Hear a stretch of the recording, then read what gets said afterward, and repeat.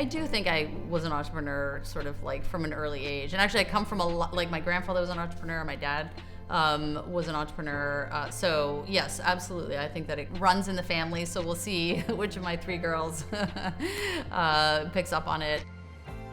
What attracted me to New York City initially is just it's so diverse. There are just so many different types of people from all walks of life, from all parts of the world, different, ethnicities. I don't know. I just feel so at home in diversity. When I first moved to New York, it was exhausting. I was just exhausted by the constant, chaos and energy and traffic and sounds and, all that good stuff. I think that New York has always been on the forefront of many things. And I think, women over time, obviously, both in this country and in other countries, many things have changed, since I was born, and largely in very, very positive ways for women. Women are able to start companies now. Women are able to, do all sorts of, be in positions of leadership, do all sorts of things that previously we weren't able to do. However, I still think there's a tremendous amount of ground that we need to cover, because I think that while those things are possible, they're not the norm, right? And women are still, very underrepresented in many ways.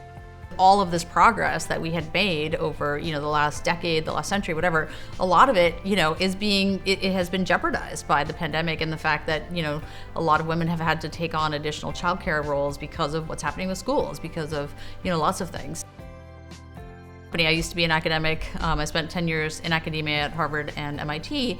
And part of what I realized being a cognitive neuroscientist was that the human brain just has this inherent flaw called unconscious bias, right? And if you look at all the studies that have been done, unfortunately, we continue to not unwittingly, essentially discriminate against people that are not like us. Technology has to be part of the solution because, for better or worse, we live in a society that everything is technology, right?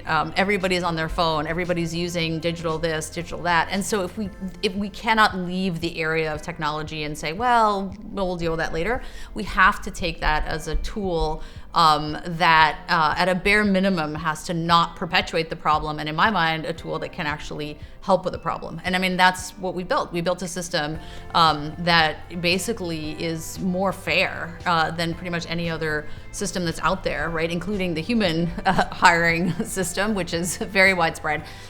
It's really small businesses that, are so critical to the community. I mean, we've seen that, across the board, whether it's like, mom and pop shops or, bodegas or, local newspapers or whatever it is, right? We need to support local businesses because they are, in my opinion, the fabric of the community. And I've always had a tremendous appreciation for hard work, for, not having anything, coming from that background, and really wanting to help people that were less fortunate than me, whatever that was, right? I mean, we all fall on hard times. We all have times that we need help. We all need to be picked up, right? And so if you're in a position to be able to help and to able to pick other people up, it's like your duty to do that. And that's who your grantees are as well, right? They're entrepreneurs as well. So that's why it's so important, I think, to kind of loop back and have it be a virtuous circle.